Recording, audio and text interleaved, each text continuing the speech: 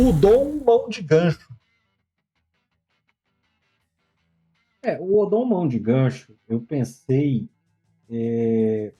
mais numa linha de uma lenda, né, de um arquipélago, de uma região costeira, mas eu gosto muito da ideia de ser uma lenda de um arquipélago. Eu tô pensando em incorporar ele como uma das lendas no lore oficial do arquipélago de Mediocombo. Qual que é a história, né? Qual que é a lenda que circula entre os piratas, navegadores, etc. A galera que vive no mar de alguma maneira. E é um náufrago, né, que é encontrado em ilhotas ou mesmo pequenas formações rochosas perdidas. Então é um cara que a galera tá passando ali por perto e vê, ele vai agir como um náufrago mesmo, né? As histórias vão falar em espécies diferentes, né? Então às vezes ele vai parecer humano, às vezes ele vai parecer outras espécies, mas ele vai estar sempre com um visual muito desgrenhado, como alguém que está há muito tempo ilhado ali. E uma característica que, mas independente de qualquer espécie, ele sempre vai ter uma característica presente, que é a ausência de alguma parte do corpo. Então, às vezes ele está sem uma perna, e isso, obviamente, sendo substituído. Então, às vezes ele está sem uma perna, está com uma perna de madeira no lugar, às vezes ele está sem um braço, uma mão, tem tal, às vezes ele está sem um olho, e em várias situações ele está com até mais de um membro faltando. E o relato mais comum é justamente que falta uma mão, e por isso ele tem um gancho no lugar, por isso o nome foi dado, as pessoas conhecem como o Dom Mão de Gancho. Esse Odon aí que tá no título, o vermelho é junto, tá? É Odon, é um nome. Odon. Odon. Olha E aí o que só. acontece? Quando a tripulação, quando aquela embarcação encontra, né, o Odon, e ele vai implorar para ser resgatado, e ele vai contar que ele foi parar ali porque ele estava numa embarcação, né? Ele era um capitão de uma embarcação que naufragou por questões climáticas, enfim, ele vai ter uma história sobre por que isso aconteceu e que ele foi o único a sobreviver da tripulação. Ele vai falar que eles estavam, né? Que o navio dele estava, na verdade, em uma missão para procurar um tesouro enterrado por um pirata. Eles haviam obtido um mapa que indicava um tesouro, né? E que ele vai oferecer ao capitão do navio o mapa do tesouro em troca do resgate. Se o capitão aceitar que ele embarque e leve ele em segurança, ele vai guiar o pessoal até o tesouro em troca da sobrevivência.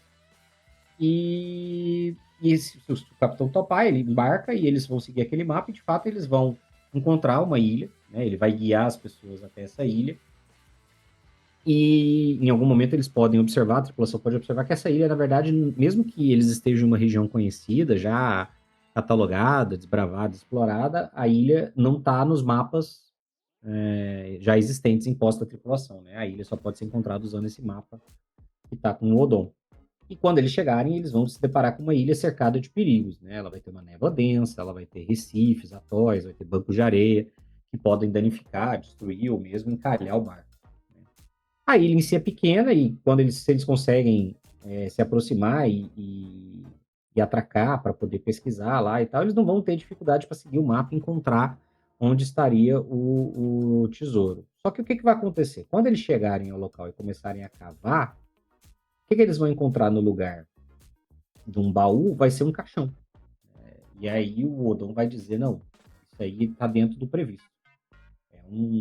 Não é para estar dentro de um baú mesmo, não. Ele escondeu dentro de um caixão e tal. Pode até ter uma indicação no mapa que signifique isso. E aí, basicamente, o que acontece? Se o caixão é aberto, os personagens vão descobrir, né? Os piratas, ou marinheiros, ou navegadores, vão descobrir que o caixão está vazio. E na hora em que eles fizerem isso, que eles abrirem o caixão, o Odon desaparece. E aí, se eles tentarem voltar até a embarcação deles, eles vão chegar lá e vão descobrir que a embarcação desapareceu. Né? E se por acaso alguma parte da tripulação não tiver desembarcado e tiver embarcado, eles vão encontrar essa parte da tripulação que ainda estava no barco na praia desacordada, né? Deitados, dormindo, desacordados na areia, vivos, mas enfim. E o que acontece? O Odon, na verdade, é uma manifestação de uma arquifada traiçoeira que entrou numa situação enrascada. Ele possui uma dívida com uma grande divindade elemental maligna da água, né, dos oceanos. E para pagar essa dívida, é uma safadinha. Para pagar essa dívida, o Odon fez um acordo que ele vai ter que entregar 10 mil almas para essa divindade. E o caminho que ele encontrou é esse. Então, essa ilha, na verdade, é um bolsão dimensional em que todo mundo que morre nessa ilha tem a alma entregue à divindade. Então, as pessoas que ficam presas nessa ilha eventualmente vão morrer de fome, de sede, enfim. É uma ilha que não tem recurso, ela não tem comida, ela não tem água, as pessoas vão morrer quando acabarem os recursos, e aí eles estão sem embarcação, eles não vão ter descido com as coisas. Todo mundo que morre nessa ilha é contabilizado como um sacrifício à divindade específica lá, né? Os navios, nesses casos, que são desaparecidos, eles vão ser encontrados no mundo real à deriva, né, sem nenhum sinal ou explicação de o que aconteceu com a tripulação. E é esse. Então, esse é o sacrifício, e o Odon vai procurar uma nova ilhota para ficar se manifestando. Ele não tá lá, obviamente, é só uma manifestação dele, né? E aí, o que acontece? Caso em algum momento a tripulação rejeite a oferta do Odon, isso pode acontecer de diferentes maneiras, né? Eles podem, por exemplo, se recusar a resgatar ele da ilhota, eles podem, sei lá, tentar tomar o mapa dele sem levar ele junto, né? Ou, por exemplo, podem até levar, mas quando chegarem na ilha ou se aproximarem da ilha, desistirem por causa dos perigos, ou chegarem até a ilha e decidirem não descer, enfim. Se a qualquer momento os planos do Odon falharem, o Odon vai revelar a forma verdadeira dele, né? Ele não é uma, ele não tá não é a arquifada em si, é uma manifestação desse poder dessa arquifada. É um espírito feérico, vai parecer uma bruxa do mar, só que em um visual mais masculino, e vai atacar eles agressivamente para tentar destruí-los. As estatísticas nesse caso são a mesma de uma criatura chamada Fúria do Mar, que é uma criatura de nível desafio 12, que tem no livro do Wildermouth, lá, Explorer's Guide of Wildermouth, que é derivado do material do Critical Role, né? E aí, caso a criatura, né, essa manifestação seja derrotada, ele dá um tesouro que é a prótese da parte que ele não possuía. Então, se ele por acaso tinha uma perna de pau, e ele for derrotado, fica no lugar ali uma perna de pau, ou um gancho, um olho de vidro, uma cara de mal, alguma coisa nessa linha. E aí essa prótese vai possuir habilidades mágicas de nível muito raro. Então você pode adaptar algum item aí que você tenha, que você queira. Então pode ser um gancho que vai ter uma habilidade. Perna de pau da velocidade. A perna de pau da velocidade, exatamente. O cara tá usando, ela substitui a bota da velocidade, alguma coisa nessa linha. Você pega um item que seja lendário ou que seja muito raro e atribui aquela prótese habilidade. Obviamente tem um sacrifício de para você usar a prótese, se você tem aquela parte, você vai ter que perder aquela parte. MH tá fazendo várias perguntas aqui no chat, vamos lá.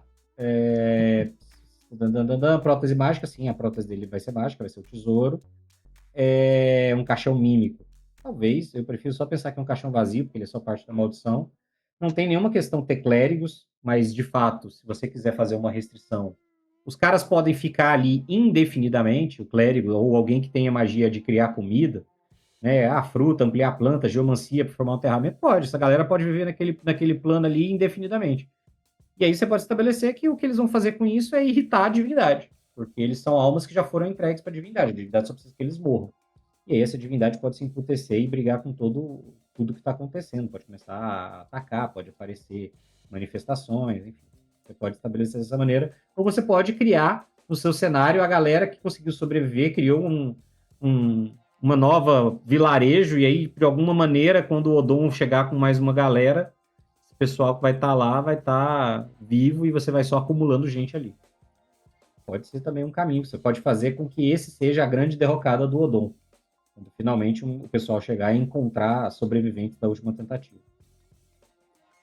Você imaginar que aí o clérigo que vai. Cara, chega uma hora que ele não vai conseguir recuperar magia, cara. Você tá num ambiente tão inóspito que ele não consegue. Ele não descansa. Ele não... Você pode fazer com, tipo, o abrigo é uma ilha que está sujeita a situações climáticas. Ele faz um abrigo com um pouco de árvore que tinha lá, mas as árvores não voltam a crescer. Se tiver uma chuva violenta ou algo que destrua aquele material, eles não vão ter abrigo, ele não consegue fazer descanso. Para ser uma coisa terrível mesmo. É para, se por acaso as pessoas, quando chegarem e encontrarem os novos mortos lá, se depararem com uma situação de gente que foi amaldiçoada para morrer de maneira terrível. Quando o Marcelo falou o dom, né, eu pensei que era o dom título, não o dom nome. Mas encaixa também. Cara, a ideia é boa, a ideia do mar, sempre geralmente é bom.